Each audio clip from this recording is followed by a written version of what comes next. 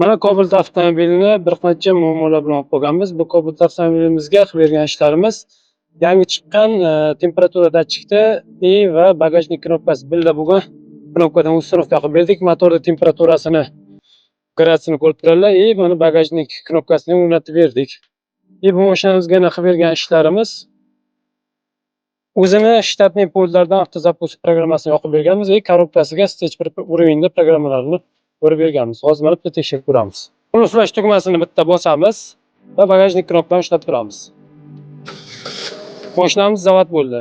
Bu mashinamizga yana panika funksiyasini o'rnatib berganmiz. Bu flash tugmasini ushlab tursa,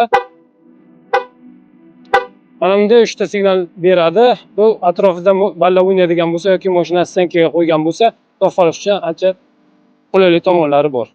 Temperatura datchik bo'yicha, bagajnik knopkasi bo'yicha bemalol murojaat qilishlari mumkin. Buni mana shtatniy pulti ham ishlaydi. Mana ochildi bagaji. Yopamiz. Mana ichkarida mana bu bagajnik knopkasini bosamiz. Bagajni ochildi mana. Ham knopka pultdan ishlaydi, ham ichkarida knopkadan ishlaydi. Pastdagi raqamlarga aloqaga chiqsalaring, ishimiz chiroyli, shu bilan birgalikda garantiyali qilib bitkazib beramiz. Rahmat, sog' bo'linglar.